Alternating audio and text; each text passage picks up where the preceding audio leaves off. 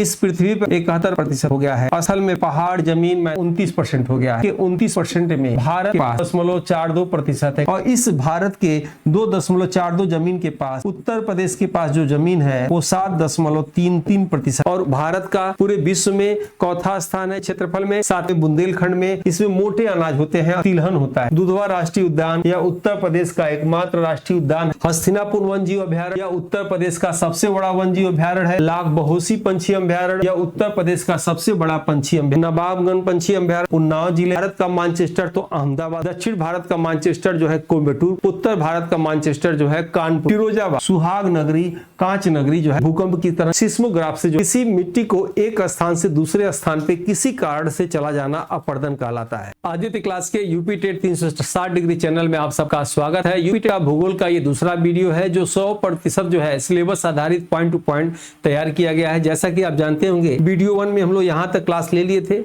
अब हम लोग क्लास करेंगे आज उत्तर प्रदेश भारत में स्थान से लेकर आज जो है धरातल के रूप में बदलने वाले कारक वाय और आंतरिक कारक के विषय में क्लास लेने जा रहे हैं। आइए हम लोग देखा जाए चैप्टर है उत्तर प्रदेश जो आपका सिलेबस है उस हिसाब से उत्तर प्रदेश का जो है भारत में स्थान का जो है सिलेबस है।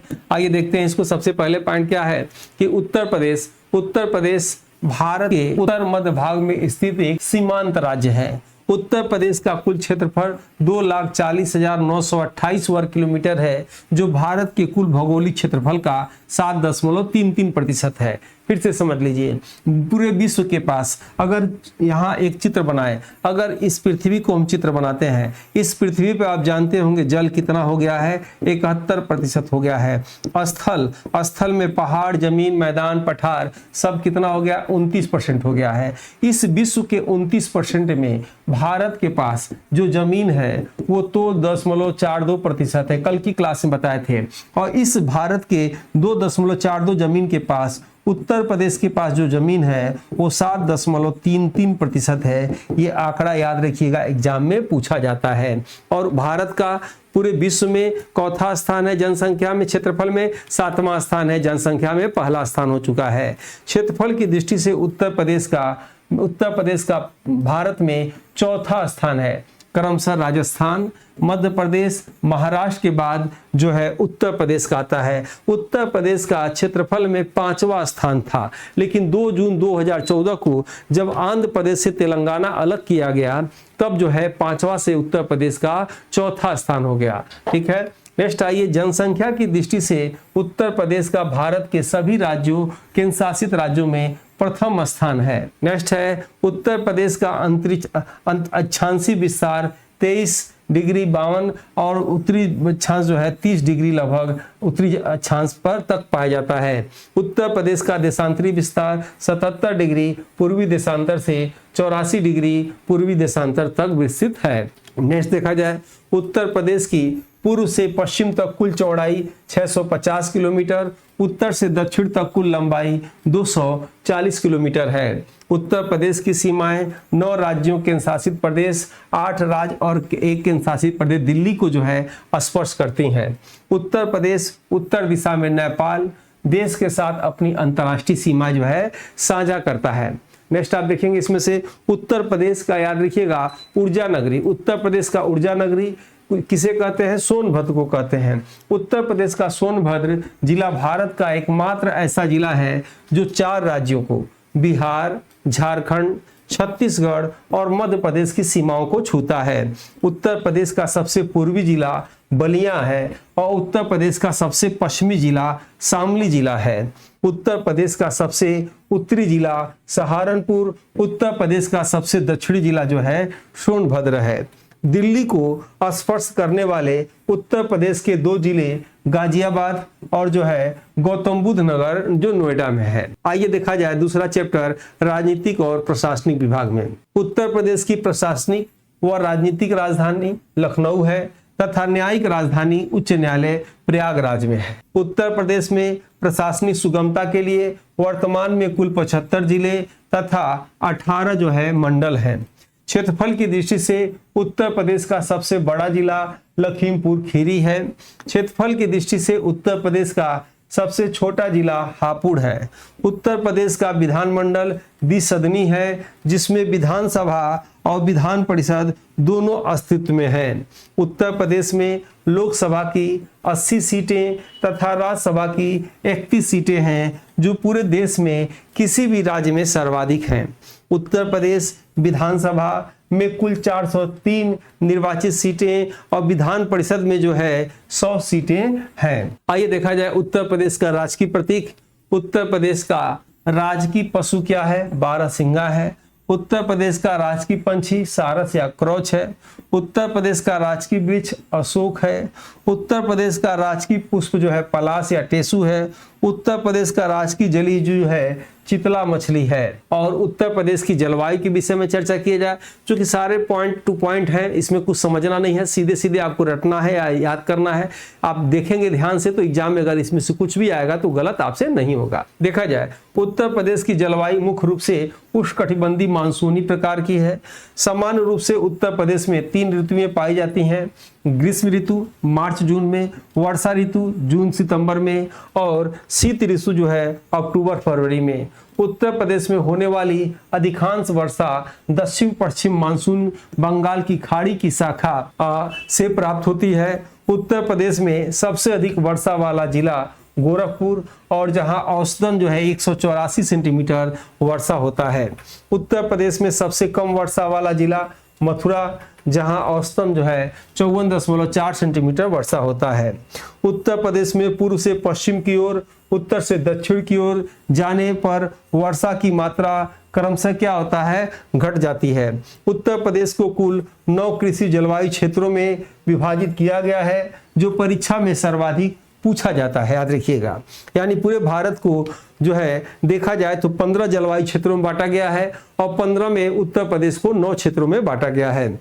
शीत ऋतु में उत्तर प्रदेश के उत्तर पश्चिम भागों में होने वाली चक्रवाती वर्षा का कारण पश्चिमी विक्षोभ है। और ये पुस्तक आपको 349 में मंगा के पढ़ना चाहिए। और जो है इसमें सभी जो है आपके जीएस के पेपर जो है जूनियर पेपर के लिए मिल जाएंगे। और इस पेपर को मंगाने के लिए आप व्हाट्सअप कर सकते हैं इस नंबर पे, या वेबसाइट से भी ले सकते हैं। ठीक है, जो लोग कोर्स नहीं लिए हैं कोर्स ले सकते हैं। आइए आगे देखा जाए उत्तर प्रदेश की मृदा या मिट्टी के विषय में देखा जाए। भौतिक बनावट और संरचना के आधार पर उत्तर प्रदेश की मिट्टियों को 3 मुख्य भागों में विभाजित किया जाता है। भाभड़ क्षेत्र, यहाँ कंकड़ पत्थर मोटे बालू से निर्मित छिद्रयुक्त जो है मिट्टी पाई जाती है, जिसमें नदियां जो है विलीन हो जाती हैं। तराई क्षेत्र, यहाँ महीन कड़ों वाली दलदली नम और अत्यधिक उपजाऊ मिट्टी पाई जाती है, जो धान और गन्ने की खेती के लिए सर्वोत्तम होती है। उत्तर प्रदेश के विशाल मध्य मैदानी भाग में मुख्य रूप से नदियों द्वारा लाई गई जलोढ़ मृदा जो है पाई जाती है। मैदानी भागों की पुरानी जलोढ़ मृदा को बागर, नवीन मृदा को जो है खादर जो है कहा जाता है। कल की क्लास में समझाए भी थे। उत्तर प्रदेश के मैदानी क्षेत्रों में लवण युक्त एवं क्षारी मिट्टी को स्थानीय भाषा में ऊसर, रे या जो है कलहर कहा जाता है। बुंदेलखंडी या दक्षिण पठारी क्षेत्र की मिट्टियों को मुख्य रूप से लाल मिट्टी, काली मिट्टी समूहों में जो है बांटा जाता है। पठारी क्षेत्र में पाई जाने वाली माड़ या कावर मिट्टी काली मिट्टी के स्थानीय रूप है, जिनमें जल धारण क्षमता जो है अत्यधिक होती है। पठारी क्षेत्र की राकर और भोटा मिट्टियां कम उपजाऊ होती हैं, जिनमें मुख्य रूप से मोटे अनाजों व चने की खेती की जाती है। अब आइए देखा जाए उत्तर प्रदेश के 3 प्रमुख मृदा क्षेत्रों में भाबर और तराई क्षेत्र जो है ककड़ीली होती है, पथरीली होती है, और दलदली उर्वर तराई क्षेत्र होती है। इसमें जो है खास तौर पे धान, गन्ना, जूट और तराई क्षेत्र में होता है। मध्य मैदानी क्षेत्रों में जलोढ़ मृदा, खादर, बागर होता है। इसमें गेहूं, धान, आलू, मक्का दलहन होता है। दक्षिणी पठारी क्षेत्रों में बुंदेलखंड में लाल मृदा, माड़, काबर, राकर, भोटा होता है। इसमें मोटे अनाज होते हैं और तिलहन होता है। चना, अरहर, सरसों, ज्वार, बाजरा मोटे अनाज जो है बुंदेलखंड में होता है। यही ज्यादा आपके एग्जाम में पूछा जाता है। आइए देखा जाए उत्तर प्रदेश की वनस्पतियां एवं वन जीव। ठीक है, उत्तर प्रदेश में मुख्य रूप से उष्णकटिबंधीय नम पर्णपाती, शुष्क पर्णपाती तथा कटीले वन जो है पाए जाते हैं। भारत वन रिपोर्ट के अनुसार उत्तर प्रदेश के कुल भौगोलिक क्षेत्र का मात्र 6.15% भाग वनावरण के अंतर्गत आता है। दुधवा राष्ट्रीय उद्यान यह उत्तर प्रदेश का एकमात्र राष्ट्रीय उद्यान है जो लखीमपुर खीरी जिले में स्थापना 1977 में इसका हुआ था। चंद्रप्रभा वन्यजीव अभयारण्य यह उत्तर प्रदेश का प्रथम वन्यजीव अभयारण्य है जो चंदौली जिले में है, जिसकी स्थापना 1957 में हुआ था। हस्तिनापुर वन्यजीव अभयारण्य यह उत्तर प्रदेश का सबसे बड़ा वन्यजीव अभयारण्य है जो मेरठ, हापुड़, बिजनौर और अमरोह में फैला हुआ है। नेक्स्ट है महावीर स्वामी वन्यजीव अभयारण्य, यह ललितपुर जिले में है। उत्तर प्रदेश का सबसे छोटा वन्य जीव जो है अभयारण्य है। सभी पॉइंट पूछे जाते हैं, ध्यान दीजिएगा।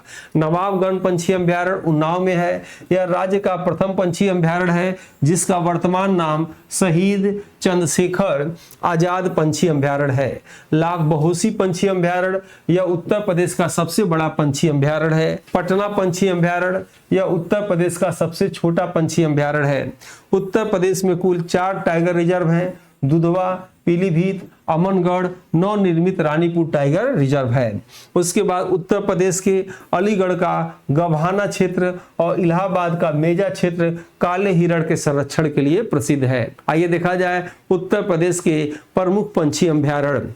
नवाबगंज पंछी अभयारण्य कहाँ है? उन्नाव जिले में है। राज्य का प्रथम जो है पंछी अभयारण्य बिहार है, 1984 में स्थापना हुआ था। लाख बहोसी पंछी अभयारण्य कन्नौज में है। राज्य का सबसे बड़ा जो है पंछी अभयारण्य है।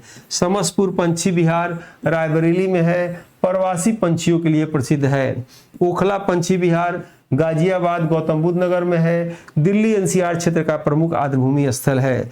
शांडी पंछी विहार हरदोई में है। इसे रामसर स्थल का दर्जा प्राप्त है। और ये आफ्टर ब्रश करने के बाद 1 चम्मच जरूर लेना चाहिए। और ये बादाम से लेकर अन्य चीजों का बना हुआ है। इसे आप चाहे तो खाना खाने के बाद भी ले सकते हैं, पाचन के लिए भी काम करता है। नामी इसका आर्गेनो कंपनी का आफ्टर ब्रश है। सबको आपको लेना चाहिए जितने लोग स्टूडेंट हैं। और ये 50 रुपये अपने रेट से डिस्काउंट में मिल जाएगा। आदित्य 2026 कोड लगाएंगे तो इससे जो है आप डिस्क्रिप्शन बॉक्स में इसका लिंक दिया हुआ है या इस नंबर पे आप जो है इसका लिंक जो है मांग सकते हैं। उत्तर प्रदेश में कृषि देखा जाए। आइए, उत्तर प्रदेश की अर्थव्यवस्था का मुख्य आधार क्या है? कृषि है। यहाँ की लगभग 59.3% कार्यशील जनसंख्या कृषि के क्षेत्र में नियोजित है। उत्तर प्रदेश में गेहूं, गन्ना, आलू कुल खाद्यान्न उत्पादन में प्रथम स्थान पर है। उसके बाद गन्ना यह उत्तर प्रदेश की सबसे प्रमुख नकदी फसल है। उत्तर प्रदेश का गोरखपुर क्षेत्र राज्य में सर्वाधिक गेहूं उत्पादन क्षेत्र में से एक है। प्रतापगढ़ यह उत्तर प्रदेश का जिला सर्वाधिक आंवला उत्पादन के लिए पूरे देश में प्रसिद्ध है। उत्तर प्रदेश के मलिहाबाद का दशहरी आम और वाराणसी का लंगड़ा आम पूरे विश्व में प्रसिद्ध है। उत्तर प्रदेश में अफीम, उत्तर प्रदेश में याद रखिएगा अफीम का सर्वाधिक उत्पादन बाराबंकी में होता है, जबकि राज्य की एकमात्र अफीम की फैक्ट्री गाजीपुर में है। और गाजीपुर को काशी की बहन के नाम से भी जाना जाता है। कार्नवालिस की समाधि भी है। उत्तर प्रदेश में बरुआ सागर अदरक उत्पादन के लिए, शाहजहांपुर फर्रुखाबाद अमरूद उत्पादन के लिए प्रसिद्ध है। चंद्रशेखर आजाद कृषि प्रौद्योगिकी विश्वविद्यालय यह उत्तर प्रदेश का प्रथम कृषि विश्वविद्यालय है जो कानपुर में है। और भारत का 1960 में पंतनगर में खुला था जो पंत विश्वविद्यालय कृषि विश्वविद्यालय। उत्तर प्रदेश में खनिज के विषय में देखा जाए, उत्तर प्रदेश खनिज संपदा की दृष्टि से एक निम्न मध्यम श्रेणी का राज्य है जिसके अधिकांश खनिज दक्षिणी पठारी जिलों में पाए जाते हैं। उत्तर प्रदेश में खनिज विकास को गति देने के लिए प्रथम खनिज नीति की घोषणा दिसंबर 1998 में की गई थी, जिसमें 12 जिलों को खनिज बाहुल घोषित किया गया। कोयला, उत्तर प्रदेश में कोयला सोनभद्र जिले के सिंगरौली क्षेत्र में से जो है प्राप्त होता है। चूना पत्थर या सोनभद्र के गुरमा कनाच, बहुहारी और मिर्जापुर के कजराहट क्षेत्रों में पाया जाता है, जो सीमेंट उद्योग का जो है मुख्य आधार होता है। यूरेसस एवं तांबा, उत्तर प्रदेश में यूरेनियम तांबे के सीमित भंडार ललितपुर जिले में जो है पाए जाते हैं। बॉक्साइड या एल्युमिनियम का मुख्य अयस्क है जो मुख्य रूप से बांदा और चंदौली जिले से प्राप्त होता है। कांच बालू, इसके उत्पादन में उत्तर प्रदेश का देश में प्रमुख स्थान है। यह प्रयागराज के शंकरगढ़ और चंदौली के चकिया क्षेत्र में प्राप्त होता है। हीरा, उत्तर प्रदेश में हीरे का आंशिक भंडार बांदा जिले में पाया जाता है। रॉक फास्फेट, इसका उपयोग उर्वरक उद्योग में होता है और यह मुख्य रूप से ललितपुर से जो है निकाला जाता है। उत्तर प्रदेश के उद्योग धंधों के विषय में देखा जाए, आइए उत्तर प्रदेश के उद्योग धंधे। उत्तर प्रदेश का कृषि के बाद सर्वाधिक रोजगार देने वाला दूसरा बड़ा उद्योग जो है हथकरघा उद्योग है। कानपुर को सूती वस्त्र और चमड़ा उद्योग की प्रधानता के कारण उत्तर भारत का मैनचेस्टर कहा जाता है। वैसे भारत का मैनचेस्टर तो अहमदाबाद को कहते हैं, दक्षिण भारत का मैनचेस्टर जो है कोयम्बटूर को कहते हैं, उत्तर भारत का मैनचेस्टर जो है कानपुर को कहा जाता है। मैनचेस्टर क्या है भाई? तो मैनचेस्टर एक जगह है जहां सूती वस्तुओं के लिए पूरे विश्व में प्रसिद्ध है। और ये किस देश में है मैनचेस्टर? तो मैनचेस्टर आपका ब्रिटेन में है। ठीक है, आइए नेक्स्ट देखते हैं। फिरोजाबाद, यह शहर कांच की चूड़ियों और कांच के सामान के निर्माण के लिए सुहाग नगरी, कांच नगरी जो है कहलाता है। मुरादाबाद, पीतल के बर्तनों और हस्तशिल्प के लिए इसे पीतल नगरी के नाम से जाना जाता है। अलीगढ़, यह शहर पूरे भारत में उच्च गुणवत्ता वाले तालों के उत्पादन के लिए जो है प्रसिद्ध है। और भदोही, यह जिला अपने उत्कृष्ट कालीन उद्योग के लिए विश्व स्तर पर जाना जाता है। कन्नौज, यह इत्र, सुगंधित तेल, गुलाब जल के उत्पादन के कारण इसे इत्र नगरी कहा जाता है। सहारनपुर, यह जिला लकड़ी पर नक्काशी और कागज उद्योग के लिए प्रसिद्ध है। मेरठ, यह शहर जो है खेल के सामान, स्पोर्ट्स गुड्स और कैंची उद्योग का भारत में सबसे बड़ा केंद्र है। हिंडाल्को, यह प्रसिद्ध एल्युमिनियम संयंत्र सोनभद्र जिले के रेणुकूट नामक स्थान पर स्थित है। कृत्रिम रबड़ बनाने का कारखाना बरेली, मोदीनगर में परमाणु ऊर्जा संयंत्र नरोरा में जो है यह स्थित है। आइए देखा जाए उत्तर प्रदेश के प्रमुख औद्योगिक शहर, उनके उत्पादन में। कानपुर किस लिए प्रसिद्ध है? चमड़ा उद्योग, सूती वस्त्र, औषधियों के लिए। फिरोजाबाद, कांच की चूड़ियों के लिए। मुरादाबाद, पीतल के बर्तन के लिए। कन्नौज, इत्र और सुगंधित तेल के लिए। भदोही, कालीन और दरी निर्माण के लिए। मेरठ, खेल और सामान कैंची के लिए। बरेली, दिया सलाई उद्योग, बेत और फर्नीचर के लिए। ठीक है, उत्तर प्रदेश जनसंख्या और नगरीकरण को आइए देखा जाए। वर्ष 2011 की जनगणना के अनुसार उत्तर प्रदेश की कुल जनसंख्या जो है 19,98,12,341 लगभग 20 करोड़ की है, जो भारत की कुल जनसंख्या का 16.51% है।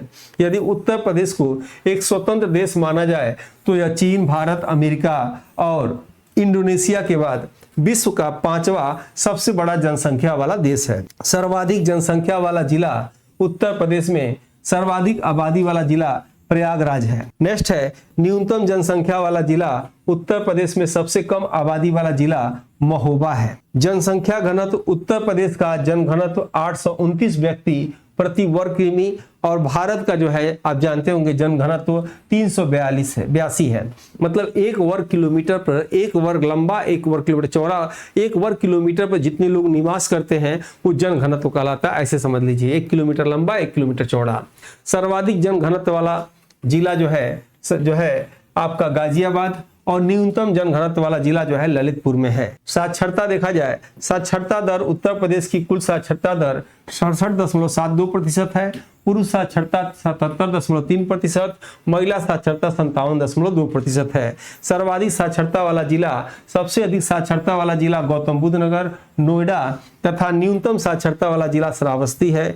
लिंगानुपात, सेक्स रेशियो, मतलब 1000 पुरुषों पर महिलाओं की संख्या, उत्तर प्रदेश का औसत लिंगानुपात 912 है, अर्थात 1000 पुरुषों पर 912 महिलाएं, जबकि शिशु लिंगानुपात 902 है। सर्वाधिक लिंगानुपात वाला जिला उत्तर प्रदेश में जो है जौनपुर है। उत्तर प्रदेश की कुल जनसंख्या में ग्रामीण जनसंख्या 77.73% है और शहरी नगरी जनसंख्या 22.27% है। उत्तर प्रदेश में सर्वाधिक नगरीकरण प्रतिशत जो है देखा जाए तो गाजियाबाद में है। अब आइए जनगणना के दृष्टि से इस शॉर्टकट में देखा जाए कि उत्तर प्रदेश की कुल जनसंख्या लगभग 20 करोड़ 19.98 करोड़। सबसे अधिक किसका जनसंख्या है? प्रयागराज का, सबसे कम महोबा जिला का। पान अनुसंधान केंद्र, पान के लिए महोबा, पान के पत्ते के लिए महोबा प्रसिद्ध है। जनसंख्या घनत्व 829 वर्ग किलोमीटर है उत्तर प्रदेश का। सबसे अधिक जनसंख्या घनत्व गाजियाबाद का और सबसे कम ललितपुर का। साक्षरता दर 67.72%, उत्तर प्रदेश का। सबसे अधिक गौतम बुद्ध नगर में और सबसे कम श्रावस्ती में। लिंगानुपात 912 है उत्तर प्रदेश का, और सर्वाधिक जो है जिला जौनपुर और निम्न जिला जो है गौतम बुद्ध नगर है। और लाइक सब्सक्राइब शेयर जो लोग यूट्यूब पे देख रहे हैं जरूर करेंगे। धरातलीय परिवर्तन और आंतरिक कारक को देखा जाए, इसके बाद जो है नेक्स्ट क्लास में हम लोग क्लास लेंगे, ठीक है। धरातलीय परिवर्तन और आंतरिक कारक में देखा जाए, धरातल पर परिवर्तन को जन्म देने वाले बलों को दो मुख्य भागों में बांटा गया है, आंतरिक बल और बाह्य बल के रूप में इसे बांटा गया है। आंतरिक बल पृथ्वी के गर्भ में उत्पन्न होते हैं और धरातल पर अचानक या दीर्घकालीन असंतुलन व विषमताओं का निर्माण करते हैं। आंतरिक बलों को उनकी गति के आधार पर दो भागों में विभाजित किया जाता है, दीर्घकालीन संचलन और जो है आकस्मिक संचलन। वलन और भ्रषण की क्रियाएं दीर्घकालीन संचलन का परिणाम है, जो पर्वतों और घाटियों का जो है निर्माण करती हैं। भूकंप और ज्वालामुखी की घटनाएं आकस्मिक आंतरिक बलों के मुख्य उदाहरण हैं। पृथ्वी के भीतर जिस स्थान से भूकंपी तरंगें उत्पन्न होती हैं उसे भूकंप मूल कहा जाता है। पृथ्वी की सतह पर भूकंप मूल के ठीक ऊपर 90 डिग्री पर स्थित बिंदु को अधिकेंद्र कहा जाता है, जो भूकंप का जो है झटका सबसे पहले वही महसूस होता है। भूकंपी तरंगों की तीव्रता को मापने के लिए रिएक्टर स्केल नामक गणितीय पैमाने का जो है प्रयोग किया जाता है। भूकंपी तरंगों का ग्राफिक आलेख रिकॉर्ड तैयार करने वाले यंत्र को सिस्मोग्राफ कहते हैं। यानी भूकंप की तरंगें किससे मापते हैं? सिस्मोग्राफ से जो है मापा जाता है। और समुद्र के अंदर आने वाले शक्तिशाली भूकंपों के कारण उत्पन्न होने वाली विनाशकारी समुद्री लहरों को सुनामी कहा जाता है।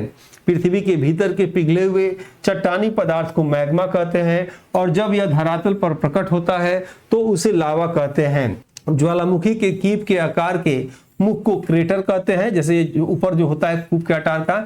इसके अत्यधिक विस्तृत भाग को काल्डेरा, यानी बहुत ज्यादा अगर फैला हुआ ऐसे तो काल्डेरा कहा जाता है। प्रशांत महासागर के चारों ओर स्थित तटीय ज्वालामुखी क्षेत्र को तीव्र सक्रियता के कारण अग्निवलय कहा जाता है, और इसी अग्निवलय में सबसे अधिक भूकंप आता है, ज्वालामुखी होता है। इटली का एटना स्ट्राम्बोली को जागृत या सक्रिय ज्वालामुखी के प्रमुख उदाहरण है। भूमध्य सागर में स्थित स्ट्राम्बोली ज्वालामुखी को निरंतर गैस उत्सर्जन के कारण भूमध्य सागर का प्रकाश स्तंभ कहा जाता है। जापान का फ्यूजियामा एक प्रसिद्ध सुसुप्त व प्रसुप्त ज्वालामुखी है, वोल्केनो है। अफ्रीका महाद्वीप का किलिमंजारो पर्वत एक शांत एवं मृत ज्वालामुखी का जो है उदाहरण होता है। आइए देखा जाए आंतरिक बल बनाम बाह्य बल। उत्पत्ति कहां से होता है आंतरिक बल का? ये बल पृथ्वी के आंतरिक भागों गर्भ में उत्पन्न होते हैं। बाह्य बल, ये बल पृथ्वी की बाहरी सतह वायुमंडल में उत्पन्न होते हैं। इसकी प्रकृति क्या होती है आंतरिक बल की? ये धरातल पर विषमताएं, पर्वत, पठार और गर्त पैदा करते हैं। बाह्य बल में ये पर्वतों को घिसकर जो है धरातल को समतल बनाते हैं।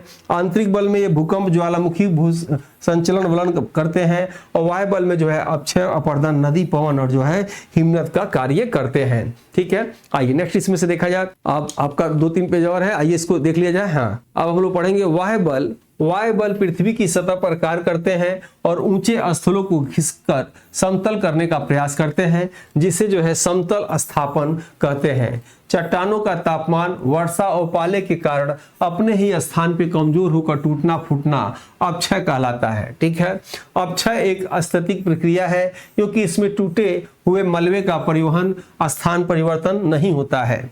बहते जल, हवा, हिमनद या समुद्री लहरों द्वारा चट्टानों को घिसने, कटने, बहा कर ले जाने की प्रक्रिया को जो है अपरदन कहते हैं। अपरदन एक गतिशील प्रक्रिया है जिसमें कटे हुए मलबे का परिवहन अनिवार्य रूप से शामिल होता है।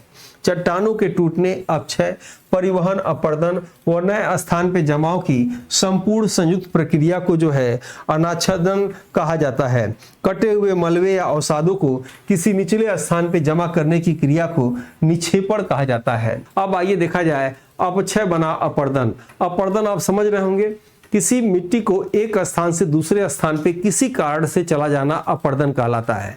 किसी कारण से एक स्थान से दूसरे स्थान पे मिट्टी को जाने से रोकना जो है संरक्षण कहलाता है। ठीक है, आइए इसमें देखा जाए कि अब जो है अपक्षय क्या होता है। यह एक स्थैतिक प्रक्रिया है, यह एक अपरदन गतिशील प्रक्रिया है। हमने कहा कोई ए स्थान है, यहां से मिट्टी बी स्थान पे चला गया, वायु द्वारा, पानी द्वारा, जैसे भी चला गया, ये क्या है, अपरदन है। ठीक है, अपरदन है, लेकिन रोक दिया गया तो क्या है, संरक्षण है। यानी जो है अपरदन क्या है, गतिशील अवस्था है। ठीक है, चट्टानों पर अपने ही स्थान पे टूटना फूटना अपक्षय कहलाता है। चट्टानों का कटना घिसकना बहकर दूर जाना जो है अपरदन कहलाता है। तापमान, पाला, पौधे, जीव जंतु, ये रसायन इसके अंतर्गत आते हैं। प्रमुख कारण बहता हुआ जल, नदी, पवन, हिमनद, समुद्री लहरें इसके अंतर्गत आती हैं। अब आइए देखते हैं विभिन्न वाह्य कारकों द्वारा जो है निर्मित जो है स्थल रूप। नदी अपनी युवावस्था में पर्वतीय क्षेत्रों में ऊर्ध्वाधर कटान द्वारा गहरी और संकीर्ण भी आकार की घाटी बनाती है। ठीक है, नदी जब अत्यधिक ऊंचे खड़े ढाल से नीचे गिरती है तो कठोर चट्टानों को काटकर जलप्रपात का निर्माण करती है। मैदानी भागों में नदी के टेढ़े मेढ़े एस आकार के घुमावदार रास्तों को विसर्प कहते हैं। नदी विसर्पों के मोड़ों के मुख्य नदी से कट जाने के कारण मैदानी भागों में गोखूर झील का निर्माण करती है। ठीक है, नदी के समुद्र में गिरने से पहले मुहाने पर अवसादों के जमाव से निर्मित त्रिकोणीय उपजाऊ आकृति को डेल्टा कहा जाता है। फिर से समझ लीजिए यहां से एक बार कि नदी अपनी युवावस्था में पर्वतीय क्षेत्रों में ऊर्ध्वाधर कटान द्वारा गहरी संकीर्ण भी आकार की घाटी बनाती है। अगर ये पर्वत है तो अगर नदी कहां से आती है, ऊंचे स्थानों पर जो बर्फ होते हैं वो पिघलने से पानी बनता है, पानी से क्या होता है, नदी का निर्माण होता है। तो ऐसे बहेगी तो ये भी आकार की घाटी बनाएगी। उसके बाद नदी जब अत्यधिक ऊंचे ढाल से नीचे गिरती है तो कठोर चट्टानों को काटकर जलप्रपात, यानी नदी अगर नीचे ऐसे आई तो ऐसे अगर अचानक जो है ये नीचे 90 डिग्री पे गिरेगा, इसे क्या बोलते हैं, जलप्रपात कहा जाता है। फिर देखिएगा मैदानी भागों में नदी टेढ़े मेढ़े या सकार घुमावदार रास्तों में, यानी मैदानी भागों में आएगा तो नदी ऐसे से इसे विसर्प कहा जाता है।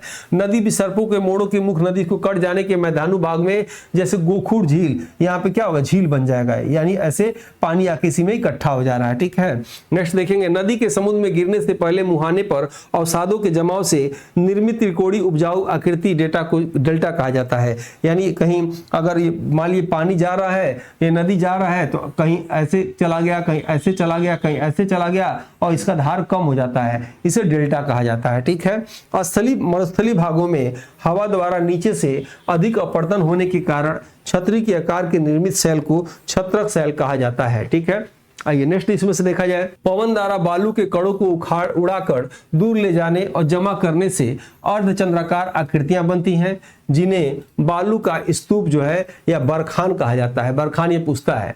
मरुस्थल से दूर महीन धूल कणों के अत्यधिक विस्तृत बड़े क्षेत्र के जमाव से बने मैदान को लोयस कहा जाता है।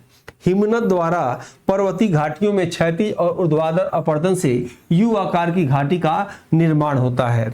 हिमनद द्वारा अपने साथ बहाकर लाए गए कंकड़, रेत, मलबे के किनारों या मुहानों पर जमाव को हिमोड़ कहा जाता है। समुद्री तरंगों के लगातार टकराने से तटीय चट्टानों में बनी खोखली गुफाओं को समुद्री गुफा कहते हैं। समुद्री गुफा की छत टूट जाने पर बची हुई केवल दीवारों जैसी आकृति को स्टैक कहा जाता है। तटीय भागों पर समुद्री तरंगों द्वारा जमा किए गए अवसादे रेत बजरी के निर्मित समतल भूभाग को जो है पुलीन कहते हैं। और ये भूगोल का दूसरा भाग यहीं समाप्त करते हैं। अब हम लोग जो है तीसरे भाग को आगे पढ़ा जाएगा। तब तक के लिए जय हिंद, जय भारत।